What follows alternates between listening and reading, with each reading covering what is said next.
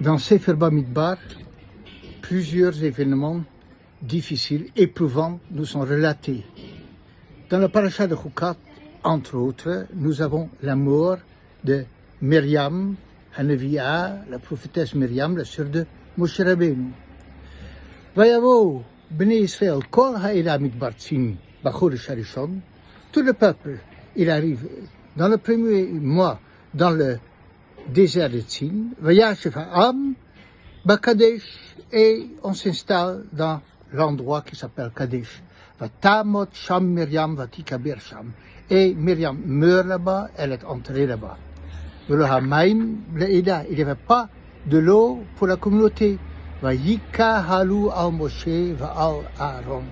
Et ils se sont amutés autour de Moshe et Aaron. Vayarev Ha'am im Moshe. Et ils se sont disputés avec Moshe, Yomru les morts en disant Lou Gavanu Bigva Achenu Lifnei Hashem. Ça aurait été mieux si on serait déjà mort dans l'histoire de Meraglim, des explorateurs. Donc, une des rébellions, un des cas de révolte du peuple juif. Nos Chachamim disent, ils expliquent le rapport entre la mort de Myriam et le fait qu'il n'y avait pas de l'eau.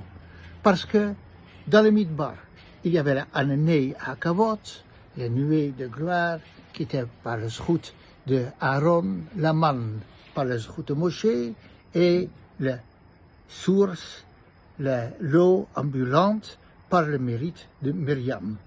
Alors Myriam n'était plus là, il n'y avait plus de source, il n'y avait plus le Ma'ayan, donc il ne devait pas à boire. Voilà le rapport technique immédiat.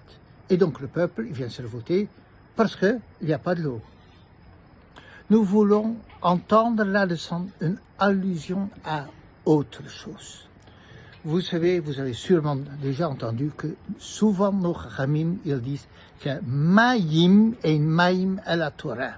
Que Maïm, quand on parle de l'eau, il y a toujours une allusion à une certaine dimension de la Torah. Pourquoi? L'eau, c'est le goût, c'est le plus fondamental, le plus élémentaire. Et maintenant, ça veut dire que quoi? Il y avait l'eau qui était atteinte, c'était la Torah qui était atteinte. Il n'y avait plus de l'eau à boire. Non, mais la remise en question d'un fond, c'était quelque chose dans la Torah. Et je voudrais l'expliquer de la façon suivante. Que, vous savez, le goût dans la vie. Qui donne l'eau dans la vie? Qui donne le goût dans la vie? Qui font que les choses se passent bien? Eh bien, c'est la maman, c'est Myriam, c'est la féminité. Le papa, il peut étudier avec les enfants. Il va donner la consistance. Mais l'eau, ça vient de la maman, ça vient de... Le papa, il peut donner beaucoup de choses. L'eau, ça vient de la maman. Alors donc, quand les enfants ils sont petits, c'est la façon dans laquelle la maman, elle s'occupe des enfants, elle dit Hamalach avec eux, elle dit les brachot avec eux. C'est ça qui va faire que plus tard, ils seront disposés à être réceptifs à la Torah du papa. Parce que le papa, il peut donner toute une dimension intellectuelle, mais l'émotionnel, c'est le moment qui en crée le cadre. Et donc maintenant, Myriam n'est plus là. Et le peuple, il tremble. Il n'y a pas de l'eau.